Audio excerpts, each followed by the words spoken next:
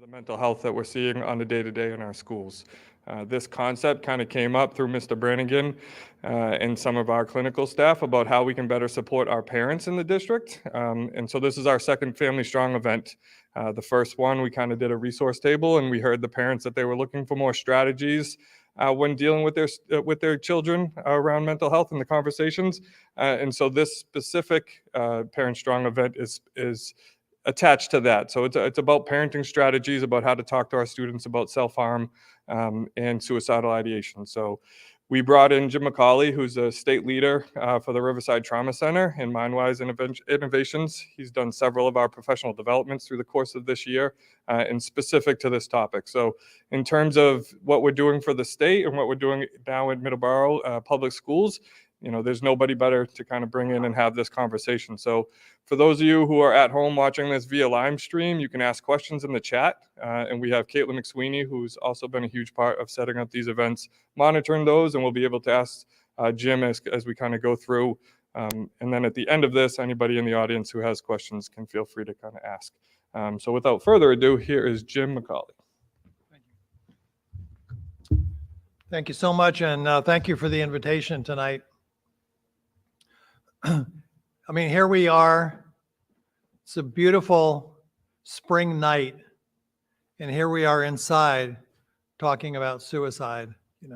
And I think probably it's such a difficult topic, and so many of us have been impacted by suicide in our own lives. And I tell the story. I mean, I've been doing this work for a long time now, and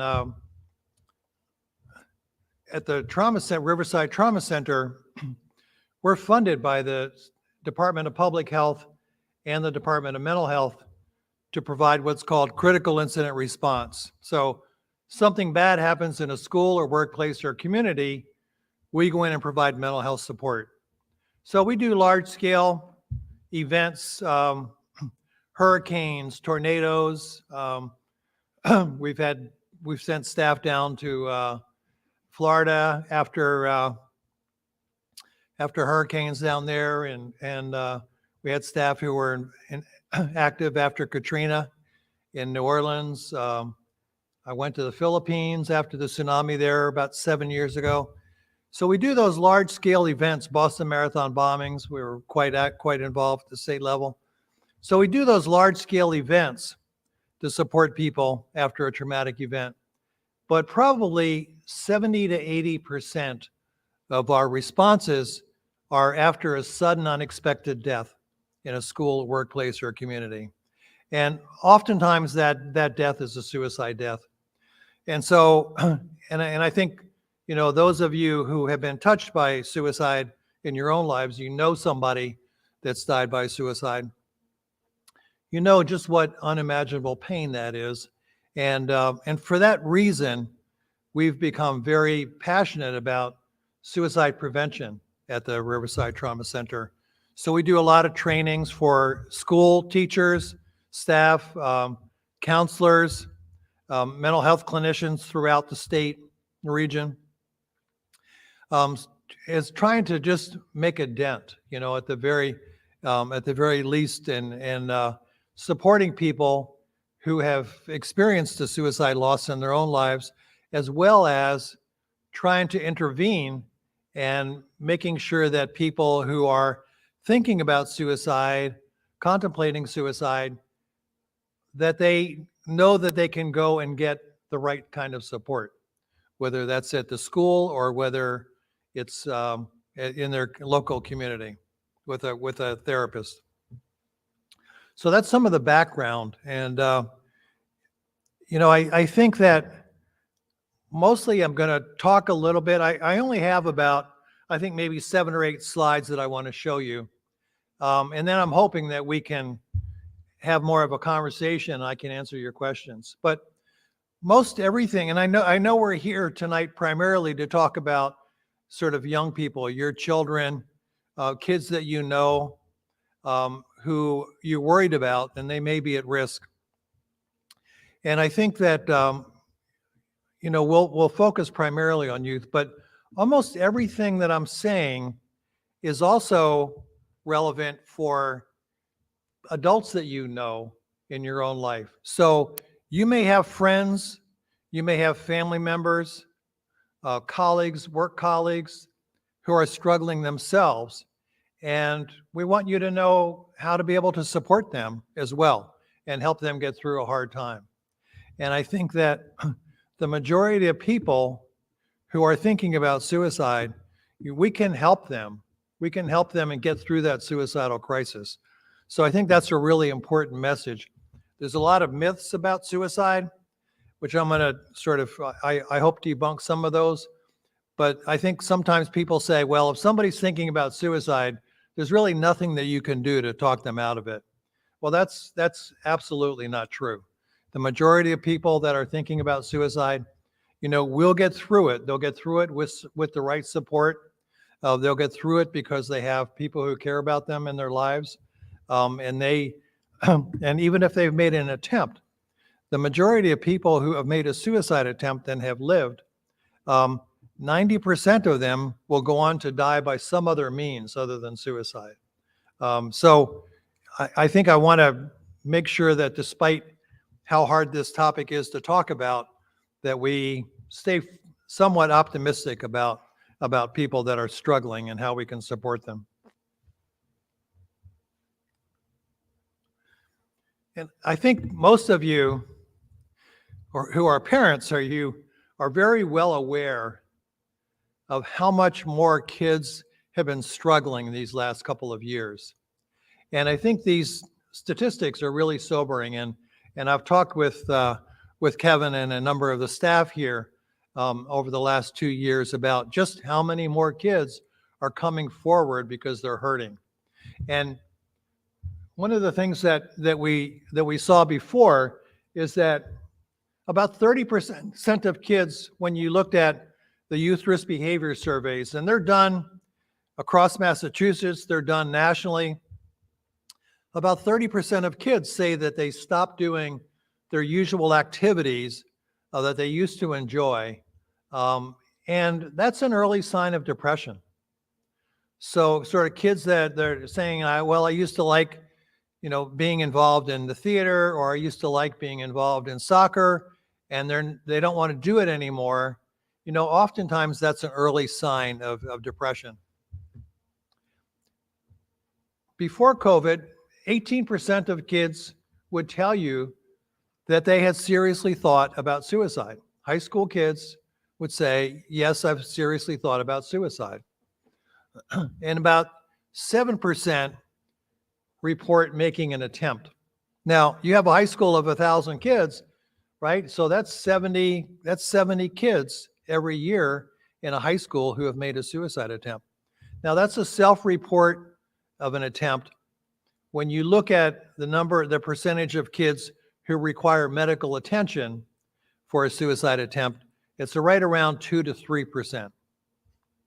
Still, every year, and that would be 20 to 30 kids.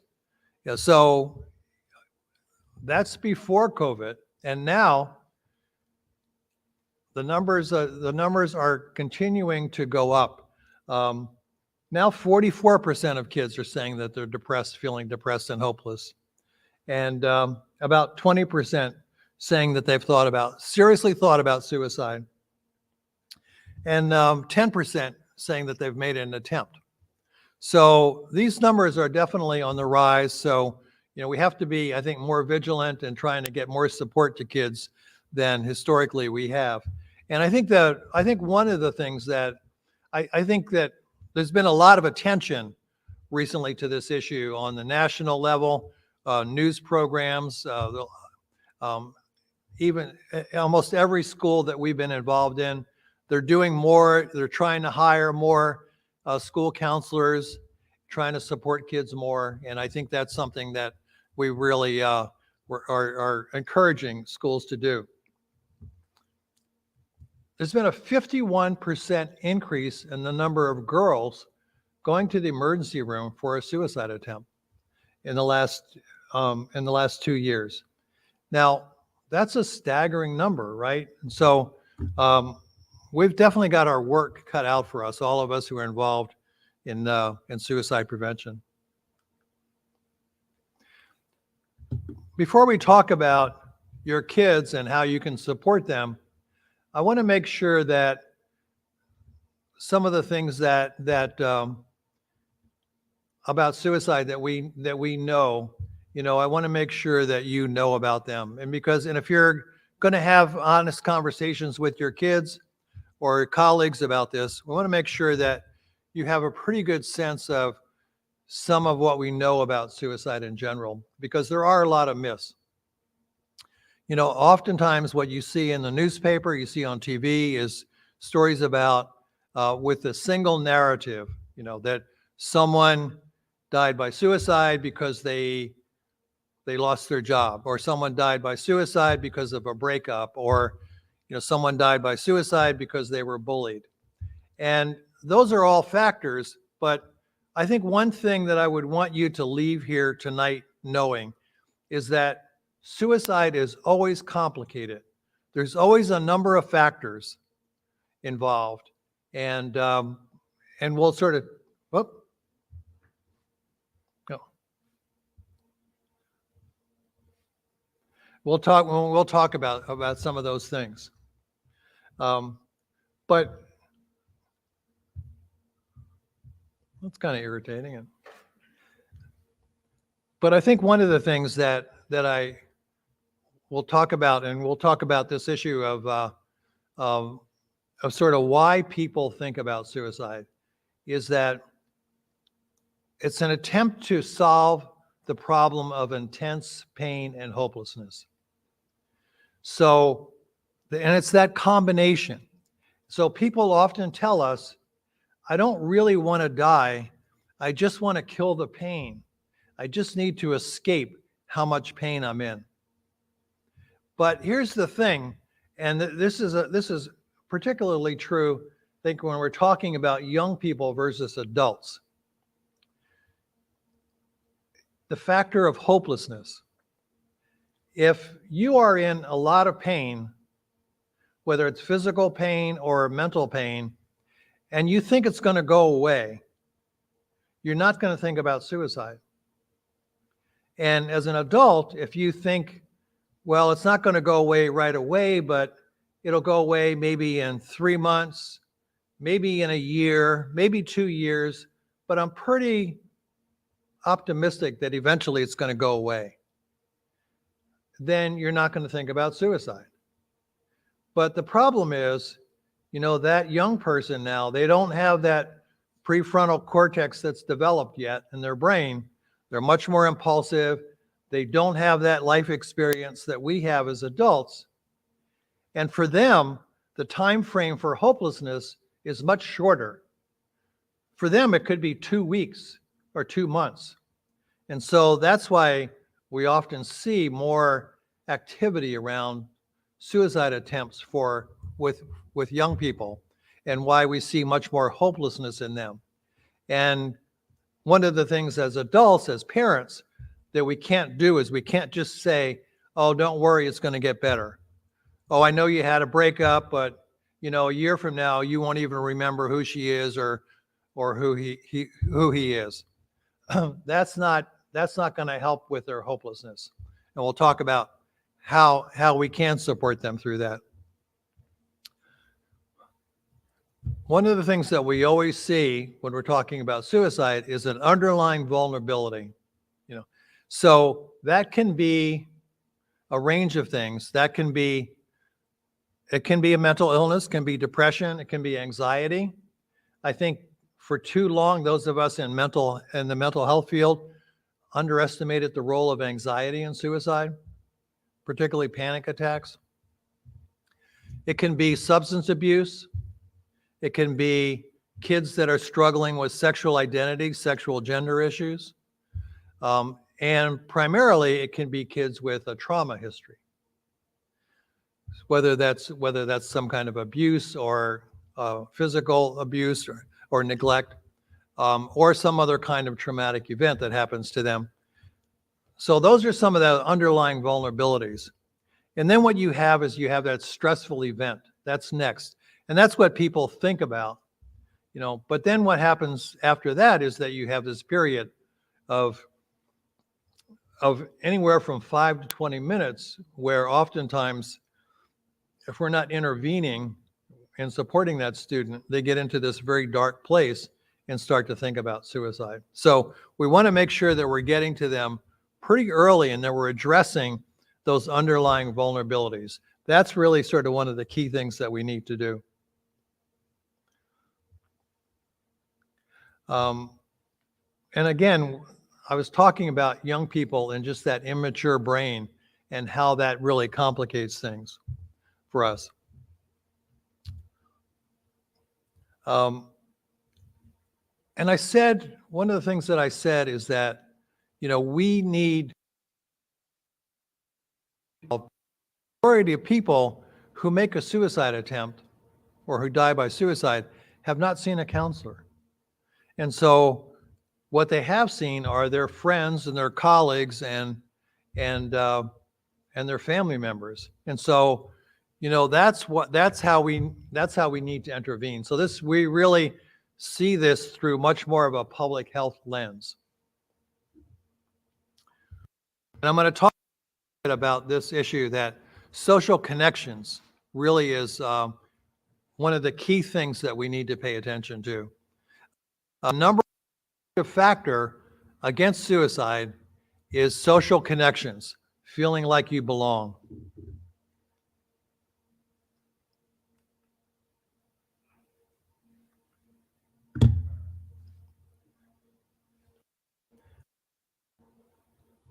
Is that my computer or?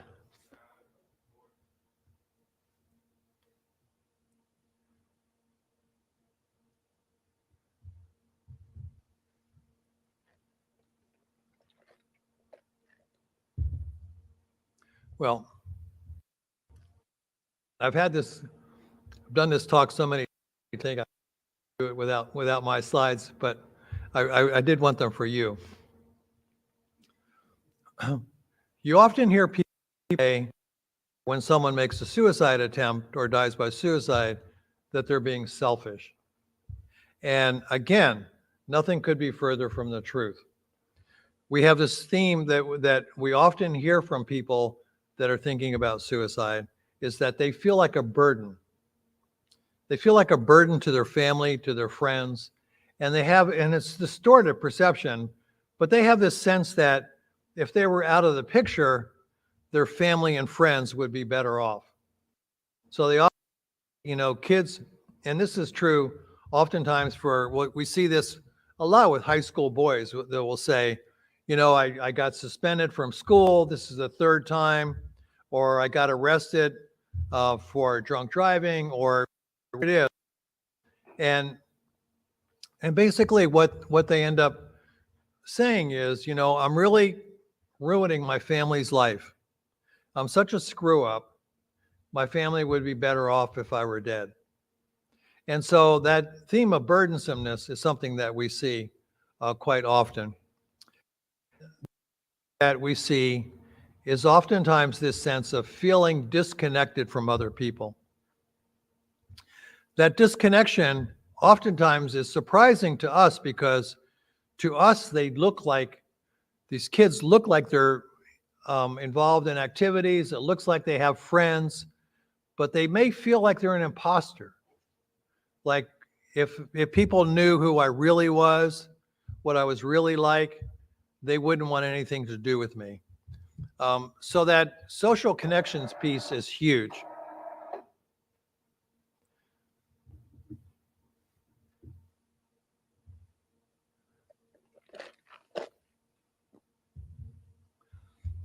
So those are some of the myths that I wanted to address. That people oftentimes get confused. And the other thing is that sometimes we with counselors, therapists, that someone makes a suicide attempt or threatens suicide, and people say, oh, they're just being manipulative. They're just trying to get attention. They've made 5 attempts in the last year. They're never going to do it. Well, the more times that people make an attempt, the more likely they are to die by suicide. So we want to take every attempt seriously. We never want to say that somebody's being manipulative, that they're attention seeking. I mean, I think the answer is, if we think people are attention seeking, then let's give them the right amount of attention. Let's give them that attention that they need. So those are some of the things that we often sort of come across when we're talking about suicide. So there's all kinds of risk factors for suicide. We talk about family history, family suicide, family history of mental illness. We talk about clinical diagnoses. People have a depression, bipolar disorder, a history of trauma. All of those kinds of things are risk factors. Substance abuse is a risk factor. In terms of addictions, I think probably gambling is one of our biggest risk factors. I'm really kind of worried what's going to happen in our state now that we have legalized gambling. I'm not on a, I'm sort of not going to go on a tirade about gambling, but I do worry about that. People that get into trouble and can't think about how to get out of it.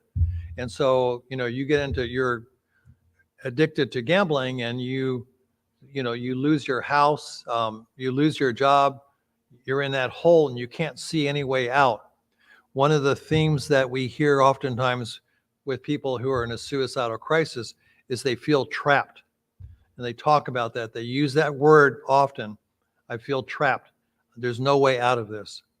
And that's oftentimes what we see with people who are involved in gambling. Let me back up, and just so I sort of showed you this slide, that idea that we're a burden, that we don't belong, and then who's capable of suicide?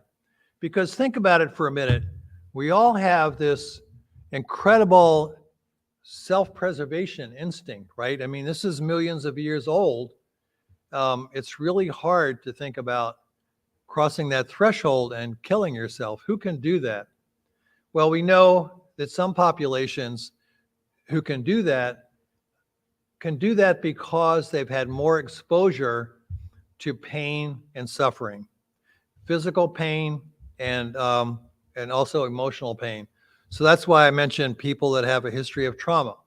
That child who's under 18 that has a history of trauma, they've learned how to deal with this pain their whole life. They've been exposed to it, so they can tolerate pain.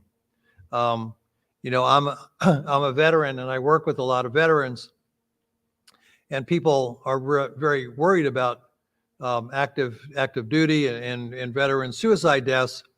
And oftentimes they sort of think, well, somebody coming back from overseas, they've been exposed to, major traumatic events when they've been overseas. They come back when they have PTSD. Are they more at risk? And they're more at risk if they've experienced moral injury.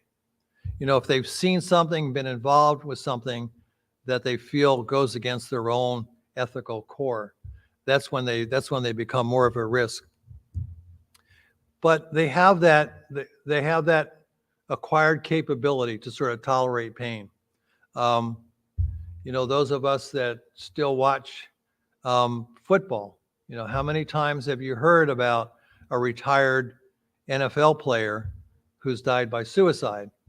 Now, just retiring from the NFL doesn't mean that you're going to kill yourself. But if you are a retired NFL player and you start to have incredible physical pain, you get depressed, then it's easier for you to sort of cross that threshold. So that acquired capability, I think, is something that's there too. So those are sort of some of the things that I think that I sort of wanted people to kind of be aware of.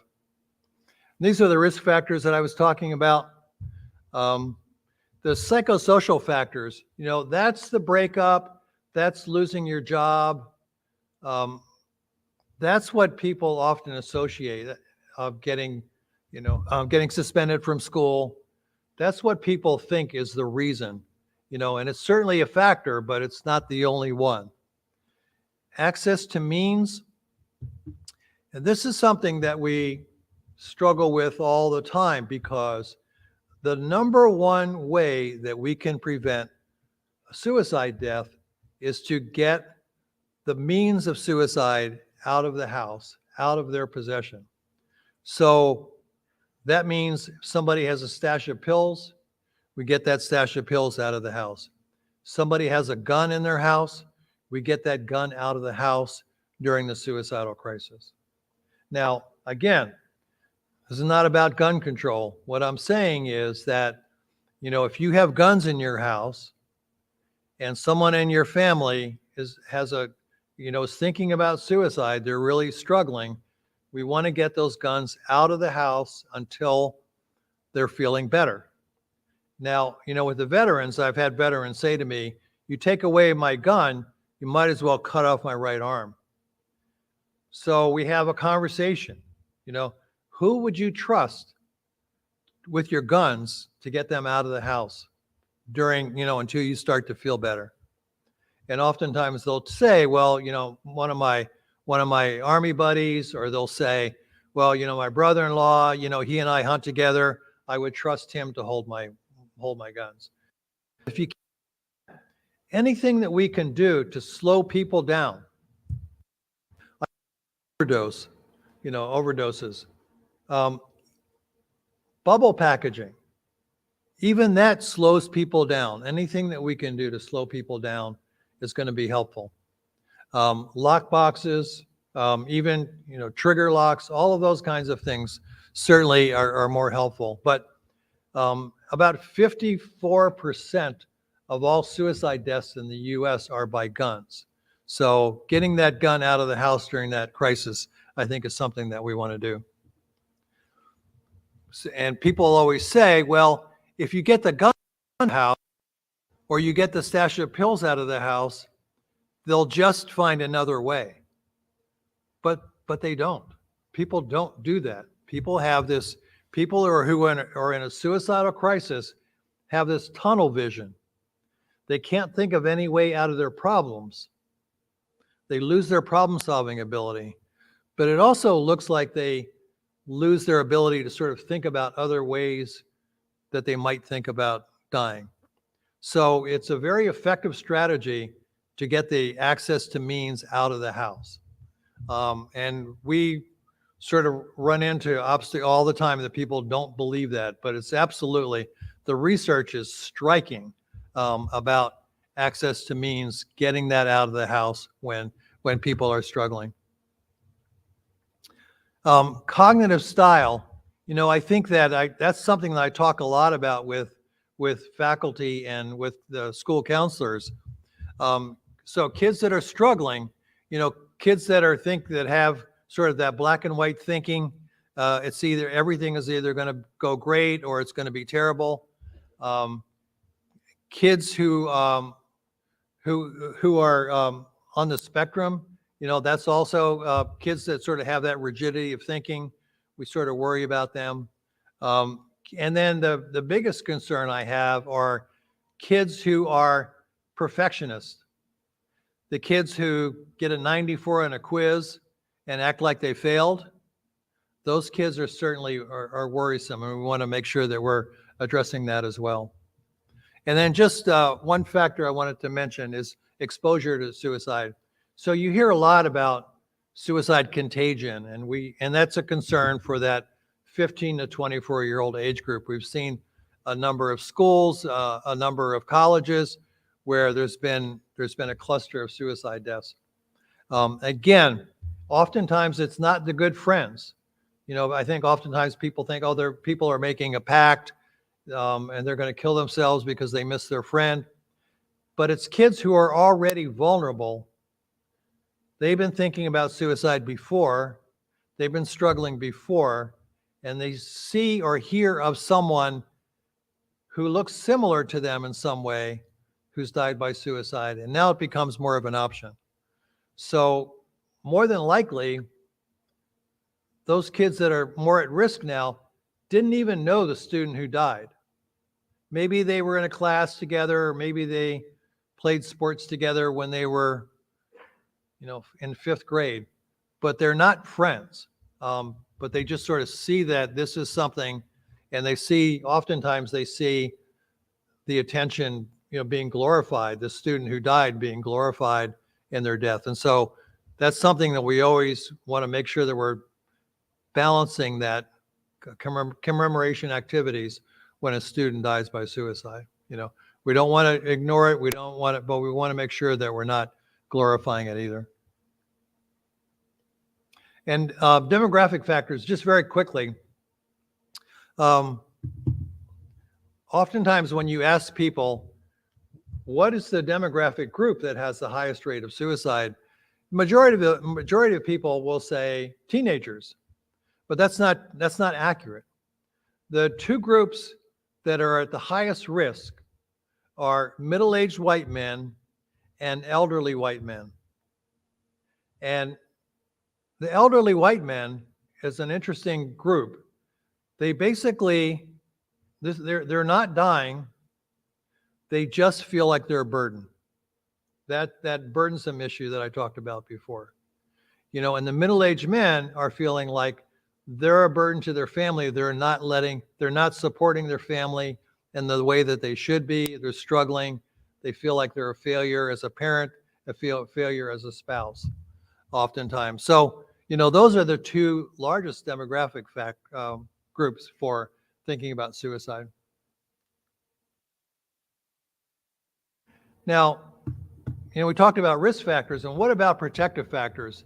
And so these are things that, as citizens of Middleborough, that you can impact a lot of these protective factors. We want to make sure that we're building connections. So those of you that are coaching teams, that you're driving your children's friends to sporting events, those kinds of things, you're absolutely a key force in suicide prevention. So we want you to keep doing those things. Those of you that open your house to your children's friends so that they can come and be together, all of those kinds of things are great. Anything that you can do in your community, and I know that you do a lot of this. I mean, I know you've got a very active recreational sports community here in Middleborough, and I really applaud that. And I think the value of teams is really key as well. So getting kids to sort of be involved in those kind of activities can be really huge. We want to make sure that people are getting good health care and good mental health care. That's really hard. It's always been hard. It's much, much harder since COVID. But I think that you're doing a good job here with your schools of trying to give kids the support that they need. We want to teach kids how to be flexible, how to be cognitively flexible, how to have good problem solving. These are things, you hear people talk all the time about resilience. Well, and they make it sound like it's a trait that you're born with. Well, we can teach kids how to be resilient. We can teach that. It's not hard at all, and it's something that I would really encourage you to make sure that your school is doing and that you're doing as a parent as well. If a child or an adult ends up in the hospital, we want to make sure that they're getting good care when they come out, because actually discharge from a hospital is one of the highest risk times for people to make another suicide attempt. So we've got to make sure that we've got good supports for people coming out of the hospital.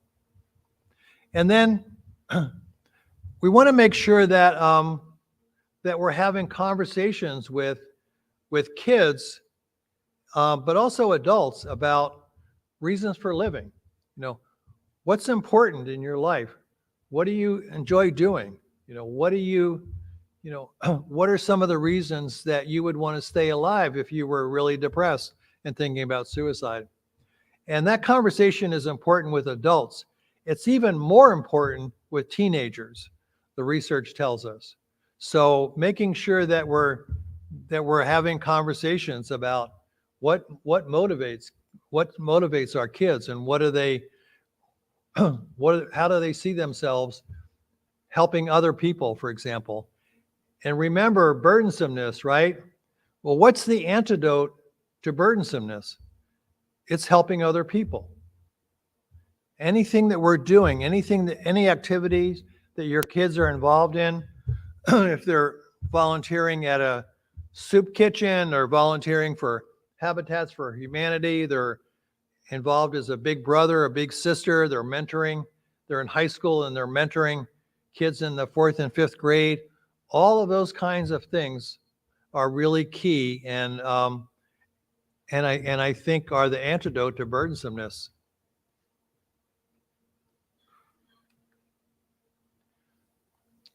Now, let's talk specifically about your kids.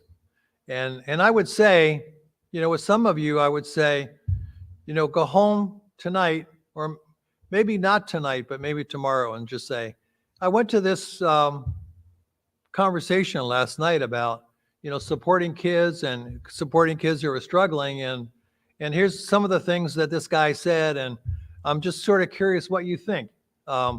If that makes sense to you, or what do you think? But start with the acronym. This is my favorite acronym for parents, teachers, therapists. WAIT, WAIT. Why am I talking? Right? Listen. People who are struggling, regardless of the age, they just want somebody to listen. And that is so hard for us as parents to do. It's so hard because we know what they should do. We know what's going to work. We know what's going to help them. And we just want to tell them, if you do this, you'll feel better. And that doesn't work. That doesn't work. They want us to listen. That's the number one thing that we can do. Don't jump into problem solving. And sometimes that conversation of things that they want to talk about is not something that you're comfortable with. If they want to talk about their love of heavy metal music and you're going like, oh, I can't stand that. How can you stand that scratching noise? It's too loud. No, you just listen. Tell me more. Tell me more. That's one of the best lines that you can use with your kids. Tell me more. And I always say, don't assume your child is okay. Ask, and ask twice. Ask twice. Ask twice with people that you work with. Because if I say to you, how are you? What do you say? Right? You always say fine. We always say fine. We have a social contract in this country when people ask us how we are to say fine. But if I say to you, no, really, how are you? Well, then you go, whoa, I think he really wants to know how I am. And so that asking twice is really key. I think that's going to open a lot of doors for you with conversations with people that you're worried about, whether it's your kids or your colleagues or your family members. Lead with I statements. If you say to one of your kids, you're depressed, you're drinking too much, what are they going to say? No, I'm not. But if I say, I'm worried about you, I feel like you're drinking too much, they can't say, no, you're not. They can't say, no, you're not worried, right? So leading with I statements is often a good way to sort of keep that conversation going when you meet with your kids.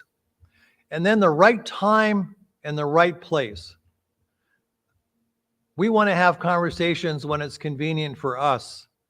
And chances are the time that it's convenient for us is not convenient for our kids. Now, I have a son who's grown now, doing fine. He struggled a lot when he was in school. He hated school, just hated it, even though they were great to him. He didn't like it. He was anxious and he had learning disabilities, and he really struggled. And he was much more likely to talk to his mother than he was to talk to me. The one time that he would talk to me is when we would come back from some event at night. I'd pull the car into the driveway, turn off the engine. That's when he would want to talk to me. And I think that, and invariably, like I had to go to the bathroom, and but I'm sitting there because that's when he wants to talk. And I think it was also because we weren't facing each other. We're sitting parallel. So he didn't have to look at me. I didn't have to look at him. It was dark. That's when he would talk. So very inconvenient for me, but I had to respect that. And that's when I would hear, how he was doing, where he would volunteer, tell me how he was doing. So the right time and the right place is key. Going for a walk, doing things together, making something together, where your hands are occupied, you've got something else to do. You're not just having this awkward conversation. Anything that you can do to find that right time and right place. And I think, again, just being curious is the best way that you can have that conversation with your child. And I think sometimes what I would say is start larger, start that outer circle, go to that outer circle first. So I went to this meeting last night about kids that are struggling and thinking about suicide. And, what do you think? Are there a lot of kids in your school that are struggling? A lot of kids that are thinking about suicide? What are kids concerned about? Start with that larger group. And then when you get the answer, then you go, well, and how about your friends? Kids that you hang out with, how are they doing? What do they say? And again, just listen, just be a good listener. And then after you finish that, then you can drill down a little bit. And how about you? Where are you these days? What's going on for you? What do you worry about? What do you feel good about? What are you anxious about? That's when you're going to have that much more in-depth conversation. And then the other thing that I really urge you to do with your kids, and again, take your time doing this, but I think we've at the Riverside Trauma Center, we're affiliated with the SOS Signs of Suicide program, which I think is the best evidence-based program out there for suicide prevention. Kids learn how to intervene if they're worried about themselves or more worried about a friend. They learn what to do. They learn to recognize the warning signs. And they also learn that it's important to find a trusted adult in the building. And I've done the SOS program a number of times with kids. And I love that boy, that sophomore boy, when I say, if you were struggling, who are the adults that you would go to? And he says, I would never go to an adult. And I say, oh, thank you for your honesty. How come? And he says, because adults overreact. And I say, you know what? You're right. Most adults do overreact. Who are the adults in your life that don't overreact? And he starts thinking. And the other kids are sort of thinking too. And oftentimes, again, you've got a great counseling staff here, I know, but oftentimes they won't say their school counselor. Why? Because of burdensomeness. They think, I don't want to bother my school counselor. She's got 300 kids that she's responsible for.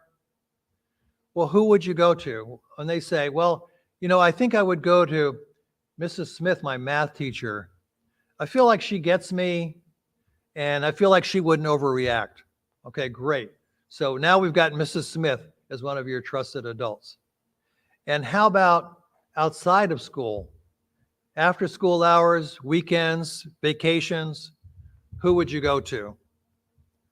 And they say, well, I think I would go to Mr.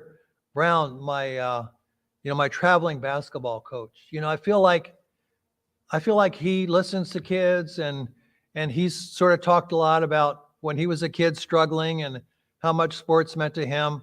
I think he would be a good person. So this is great. So now we have two trusted adults for these kids that have been in the SOS program. And what happens is that, they've thought about it. We've asked them even to write their name down, who these two adults are. And, like 90% of the time, they're going to say, my mom, my dad is my trusted adult. But again, remember burdensomeness. They'll say, you know what? My mom, she's the director of HR in her company, and they're going through layoffs right now. It's really stressful to her. I don't want to be a burden to her. Okay, so let's take your mom off the table for now. Who are those other adults? And so that's why we like everybody in the school building, every staff member to be trained to sort of know how to support kids. So I've met some of your school janitors here before, and they've talked to me about what their relationships are with some kids. And it's really powerful. People who work in the cafeteria, bus drivers in rural areas, bus drivers are really key people who support kids. So we're thinking about all of these people, but I promise you, if you have a school and 95% of the kids in your school can tell you who their two trusted adults are within 10 seconds, you've got a well-protected school system. Okay, so ask your kids about that too. Like if you were worried about me, who would you go to? I'm not going to be offended if you don't say me. Who would you go to? And that becomes what we call behavioral rehearsal when we have that conversation, so that 3 months from now, I'm struggling. I'm a 15-year-old or an 18-year-old, and I'm struggling, and I've heard something that scares me, or I'm involved in something that I shouldn't be involved in, and I don't know who to turn to. I'm going to Mrs. Smith, or I'm going to Mr. Brown, or I'm going to tell my bus driver. So that trusted adult, I think, talking with your kids about a trusted adult, I think is going to be really important. And the other thing too, I want to say is that, and I think this message is getting out. We want to make sure that we are equating mental health with physical health. We all, want our kids to take good care of themselves physically. We want to make sure that they get their regular visits with their pediatrician. But how about the mental health piece? How about checking in around mental health? Some pediatricians are good at that. Some pediatricians are good at that, but they don't have time to do that. So who would that be in your life? But we want to make sure that kids are doing that. And also we want to make sure that kids are regulating their body. You can't regulate your mind if you don't first regulate your body. So that means you can't study, you can't learn, you can't remember, you can't concentrate if you're not taking good care of your body, if you're not getting physical activity. Whatever that is, whatever you enjoy. Doesn't have to be a fancy program that's every day, 2 hours every day, but going for a walk, walking the family dog, all of those kinds of things are really helpful. And then again, one of the struggles for all of us as parents is trying to find that balance between, supporting our kids, telling them what we want them to do and here's why, versus letting them make some mistakes.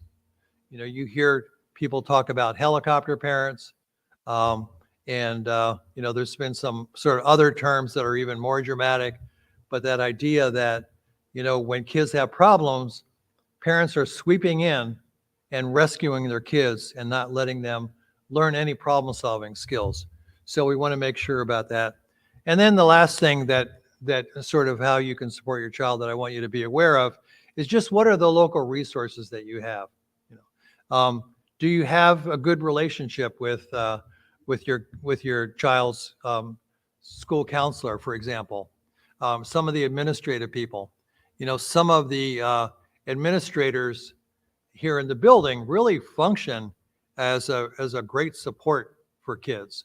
They know the kids well. Maybe they've dealt with them around discipline issues, but oftentimes the kids sort of know that they can go to that person too. So, who are those adults that are going to be good supports for your kids? And what are the other supports that you have in your community as well? And then the one thing that I would say is that, you hear a lot of conversation now about safety, and absolutely, physical safety is incredibly important, right? I mean, we hear all these things about school shootings and just sort of disruptive events in schools, swatting events where schools get shut down because of a prank. But we also want to make sure that we're making sure that our kids feel emotionally safe as well. Okay. And that's that being honest with them, being supportive of them, following through when we say we're going to do something, following through with them. And we want to create a community, school community, Middleborough community, where the message is asking for help is not a weakness. Asking for help is a sign of strength. If we can do that, I mean, that's going to go a long way. We're going to reduce the stigma around mental illness, and also getting the message out too that help is available. There's multiple pathways to getting help. If you are struggling, it doesn't mean that you have to see a counselor. It doesn't mean that you have to be on medicine. It could mean that you have conversations with your child, and you're tweaking your support. You're doing more with them, getting more involved with activities, family activities, for example. It could mean that you are joining the track team, and getting more involved with other kids your age, and building those social connections that we talked about being so important. So it doesn't have to be, counseling or medicine, but across the board, treatment can make you better. If you don't have the right therapist, if it's not a good match, let's find another therapist for you. Let's keep working until we find somebody that you have that good chemistry with. We always want to take any talk about suicide seriously. We're not joking. Kids aren't joking when they say that. We want to make sure that we're taking it seriously. And then the other thing too is that for the vast majority of people that think about suicide, it's a temporary crisis. It will pass. Yes, there are kids who are chronically suicidal. They have been for a long time. But the vast majority of people, probably 90% of people who are in a suicidal crisis, it will pass if we get them the right kind of support for a couple of weeks, a couple of months. Okay, so we want to make sure that we get that word out alone. And then nobody suffers alone. We want to make sure that people are getting support. You have somebody to talk to. And then you can walk the walk on that as well. For you, let your children know that you've got people that you talk to. It could be a good friend, it could be the next door neighbor, but that you have this really honest conversation with somebody, and your kids know that you're getting support too. Okay, that's really key.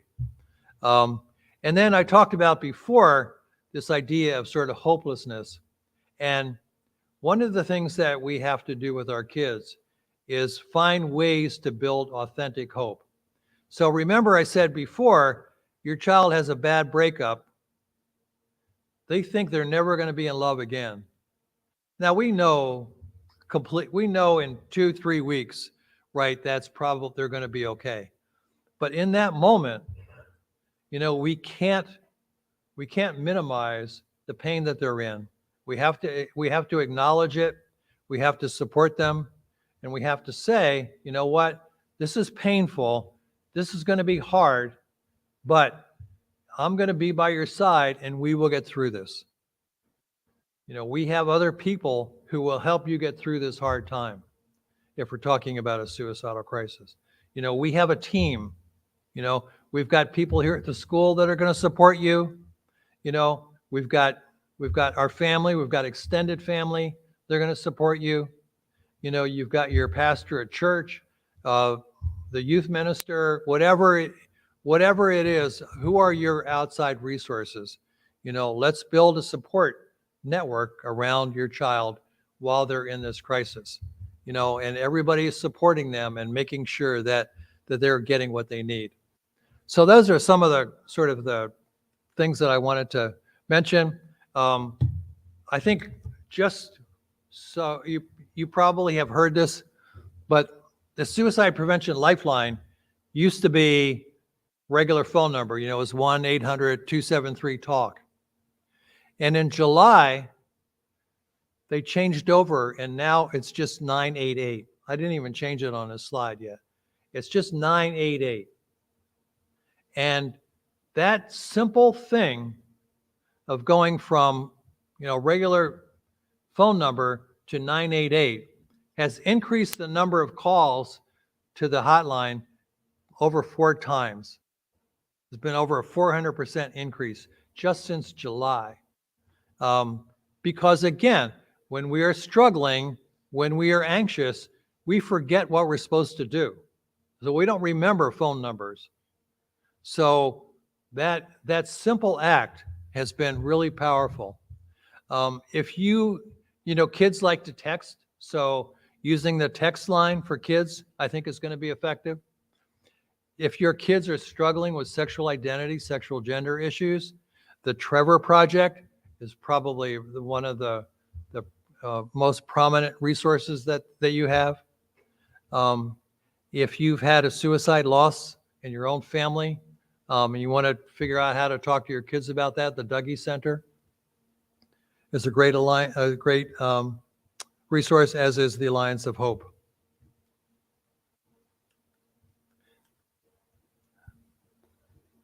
I always talk longer than I plan to. Sorry. Yeah. Questions? We're just going to introduce real quick. We have resources in the building here. Yeah, so please. So we just want to make sure. All right, so my name is Caitlin McSweeney. I'm the mental health liaison for the district. I just wanted to introduce a few resources that we have available today as well. We have Jen Cantwell from the district attorney's office and Drug Endangered Children's Initiative, Courtney and Melanie with McLean Hospital Adolescent Unit here in Middleborough, and SRO Phillips and Bob Rillo with the Middleborough Police Department, and a few other representatives with the DA's office, the Courtney Wolves from the Children's Advocacy Center, and we also have some school staff here as well, school adjustment counselors and psychologists. So I just wanted to make sure everyone knew all the awesome resources we have in the room. We really just want to make sure that we're coordinating all these resources together. So whether you're here or at home, we do have a number of resources that are local. It's really about getting in contact with the right person. So whether that's myself or somebody at the building, the more communication that we have, the more that we can kind of push you in the right direction. Like, as Jim said, like, it is very difficult out there to try and get services for a lot of our students. But we're working really hard to try and do that and organize.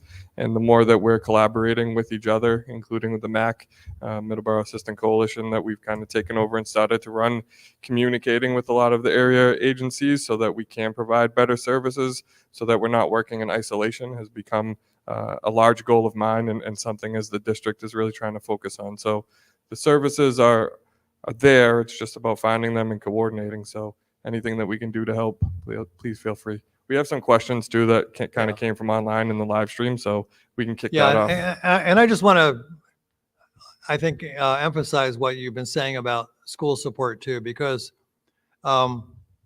schools are the #1 mental health facility for children under the age of 18 in the United States. Now, that's not fair. It's not fair to kids. It's not fair to the staff, but it's the reality. It's the reality. And school is where we want kids to be. So even if they're struggling, even if they're anxious, we want them to be here. We want them to be in the building. You know, and I think that for all of us, when we're struggling, when we're anxious, it helps us to know where we're supposed to be, what we're supposed to do, and who we're supposed to be with. You know, that greatly reduces our anxiety. So we want kids to be in the building whenever it's possible. Now, sometimes it's not, but the majority of the time we want kids here in the building getting support from the people that they know. You have questions? All right, so the first question we have is, what are safe ways to approach this topic if we suspect a child may be self-injuring? So I think, again, you know, leading with that I statement, you know, I'm worried about you, sort of describing what you've seen, what your concerns are, you know, and I think oftentimes, you know, your child's first reaction is going to be, you know, leave me alone. I don't want to talk about this. And you can say, well, we don't have to talk about it now, but we do need to talk about it. So let's find a time that we can sit down and have this conversation. And, you know, if you come across as being accusatory, then the conversation is not going to go anywhere. You know? And if you're both in a better mood, better frame of mind, that conversation, I think, will go far. I mean, and you can sort of talk about how we can get help, you know, what would be helpful to you, you know, but I'm not going to let this go. I think that's one of your messages. But having that cool conversation, not at the heat of the moment. One of my favorite maxims is strike when the iron is cold. We always, you know, you always hear people say strike when the iron is hot, but if you are having a conversation with somebody and you're both angry, you're both heated, you're both anxious, you're not going to listen to each other. But if you can a week later, you know, a few days later say, hey, you know, like, I'm sorry I got so upset, but I'm worried about you and I feel calmer, you know, do you think we can have this conversation now? I think that will be a good entryway. And again, be curious, you know, what's going on, what's happening in your life, making sure that you're trying to carve out time to spend with your kids. I mean, I think, you know, again, like I mentioned earlier, I'm sort of a big proponent of team sports. But what we've lost in most of our communities is the dinner hour, you know, where people would sit around the table and kind of talk about their day. We've lost that. And even if you can get that one night a week or 2 nights a week, even that would be a great way to sort of get that time with your kids, to sort of have that conversation that doesn't feel pressured. Can you just talk about the difference or maybe the similarities between self-injurious behaviors and suicidal behaviors? And where So I think, yeah, people talking, you know, self-injury, when we talk about self-injury, we're talking about kids that are engaged in sort of cutting, any kind of self-mutilation, burning themselves. And people often sort of think that that's suicidal behavior, that they're really sort of leading up to wanting to die. And that's not the case. It's actually, and I know this may sound odd when you sort of hear it the first time, but when people are engaging in self-mutilating behavior, they're actually trying to feel better. When you cut yourself in small doses, it releases endorphins, and you, for 30 minutes or an hour, you actually do feel better. But then what happens is they continue to do that again and again and again, and then it becomes sort of habit forming, and then much more difficult to sort of stop. But it's not, we want to make sure that you're not equating it with suicide. That when people are thinking about suicide, they want their pain to go away. They may want to die. When people are engaging in self-injurious behavior, they're just trying to feel better in that moment.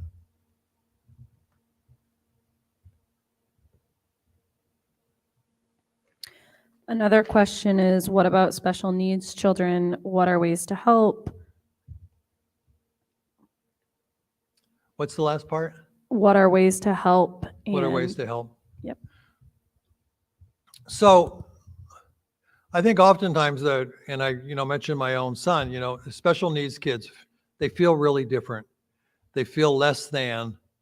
And one of the things that we can do is just try to really help them figure out the things that they're good at, and really capitalize on that.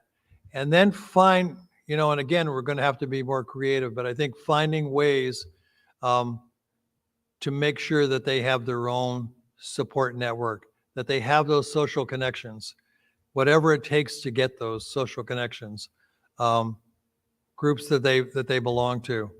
And sometimes you can build that. I think there are ways that we can get kids with special needs involved in different activities, even some competitive sports, for example. Whatever we can do to sort of be creative to get those social connections built so that they feel like there's other people like them and that there are things that they're really good at. I think that's key. One last question from online. A child hit their head and said, "I want to die when mad. When do I take this seriously?" When somebody says they want to die? When they're hitting their head and saying they want to die when mad. Yeah, I absolutely, I would want to take that seriously. Any kind of threats about suicide, you're always going to want to take that seriously. Any kind of engaging in any kind of harmful behaviors, we always want to take that seriously. I mean, that's going to require, getting some kind of professional help. Definitely.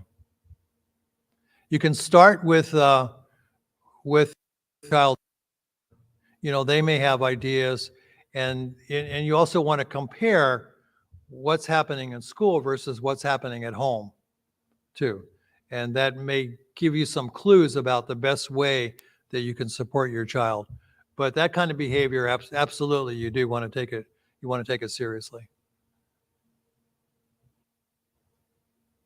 Never hesitate to get a second opinion. So we have gotten through our questions that have been submitted online and are moving. And if anyone in person has any questions, feel free to raise your hand and I can bring the mic over.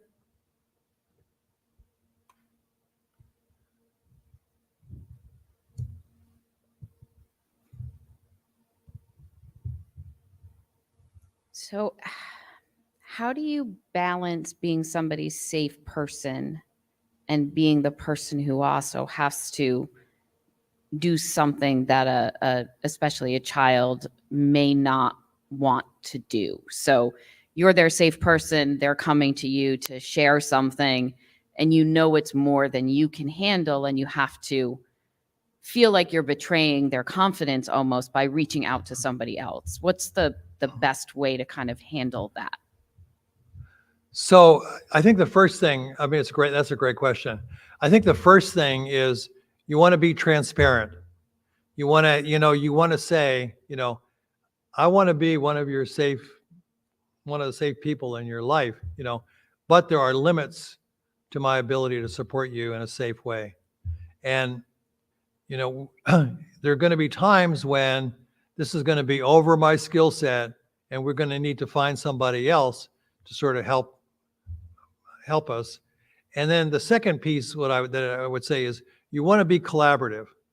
So let's put our heads together and think about who else might be that other person that we can go to, rather than you saying, well, we have to find you a therapist. And instead say, I'm thinking maybe we find you a therapist, but what do you think? And they say, well, I have a really good connection to my counselor at school. Maybe I start there. And you say, oh, that makes sense. Let's have a conversation with your counselor first. So being collaborative, I think it's not, we talk a lot about when we're training mental health clinicians and school counselors, we talk about a collaborative safety plan, which is something that they learn to do to keep kids who are struggling supported. And that word collaborative is really important. It's not my safety plan as a parent or as a therapist, and it's not your safety plan as a kid. You can't do that by yourself, but together we can build something that we both can live with. I think that's key. But I love the idea of sort of identifying who are the safe people in your child's life. We talk about, I talked before about physical safety, but there's two other kinds of safety. One is emotional safety, and that's what you do. That's what you do as a school or school community. You have the emotional safety. So you have, kids that are being bullied. You have anti-bullying programs, and when they go to the administrators and say, I'm being bullied, the administrators take that seriously. School resource officers, they're great for that as well, right? Because they're talking about what are the limits to what you can do, but they're also saying, I want to support you. I want you to stay in this school. I want to make it easier for you to be here. How are we going to do that? That's the emotional safety piece. Making, schools that have, for example, gay straight alliances, oftentimes that feels like emotional safety to kids, that they feel like they're being supported in that larger system. But then that relational safety is a little bit more about what you're talking about. That's that one-to-one piece. I'm going to go to this person because I trust them, and I know that they're going to do what's best for me. And sometimes it may not be what I like, but depending on what the issue is, but I trust them, and I know they're going to be transparent with me. So always thinking about that three kinds of safety, and I think I don't want to go off sort of on a tangent, but there's so much in the news about school shooters, and yes, physical safety is hugely important, but we really have to be talking a lot more about emotional safety and relational safety when we're talking about schools.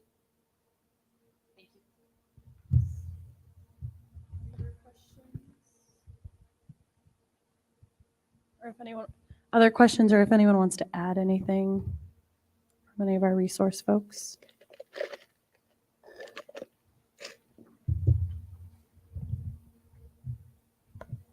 I have concerns about the school, not this school, but my daughter goes to another school in the district, and her counselor was pulled to be moved up to this school. The principal has been pulled for I don't know what reason, and it seems a little chaotic right now. We finally got a text today explaining some of the things they've put in place for our kids, but my daughter is out of control. She left 2 classrooms today, angry. So what do you do as a parent to handle talking to the school? Yeah. Well, we rely on parents to be the best advocate, right? I think you have to do that, but sometimes you may need help. There may be an advocate that can help you at times, but I think you want to try to sort of work your way up the ladder and see who's going to be transparent with you. We talked about being transparent with kids, but school that leaders have to be transparent with parents as well. It's very time consuming, but they have to find a way to do that. And be transparent, let them know, what you're doing. And again, being a good listener for you and doing some problem solving. And again, being collaborative, like, here's what you want, here's what they're trying to do. Is there some way that you can bridge that gap? I think that's going to be key. And again, I talk about striking when the iron is cold. If I can pretty well promise you that administrators are human beings, and if somebody's yelling at us, we're not going to hear a word they're saying. Or all we're going to be thinking is, how do I get out of this room? But if you are rational, you say, I know you're under a lot of pressure, but I'm really worried about my daughter. How can you help me help my daughter? If you're that calm person, I think they're going to listen to you. Much more likely to listen to you. Good luck. Thanks.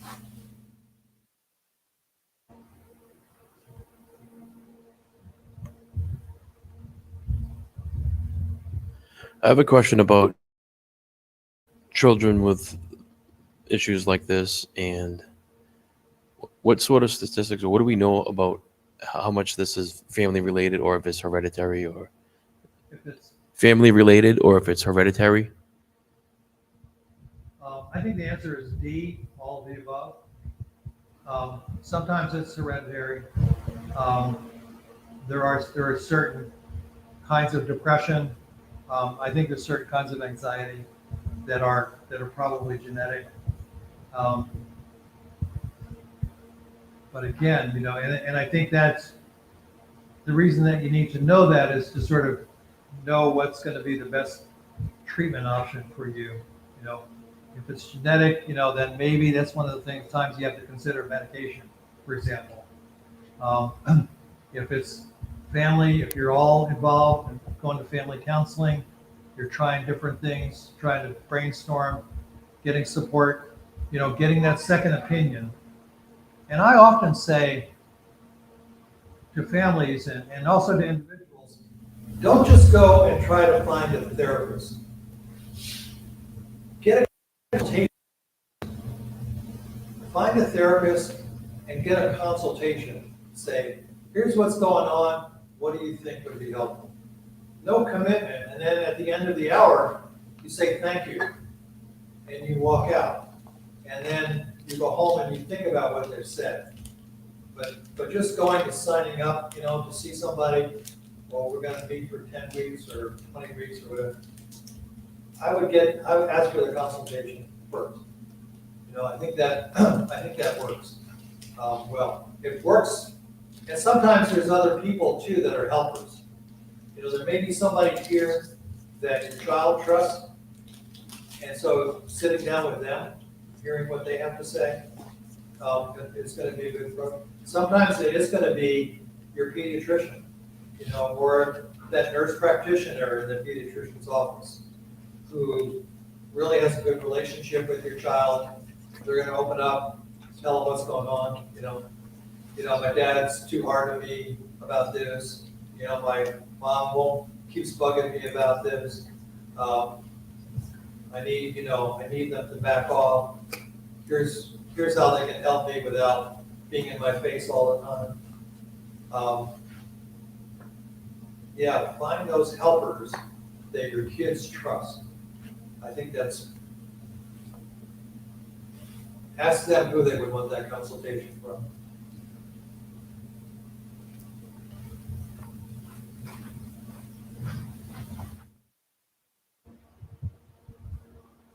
Any other questions? I know we have a few minutes left.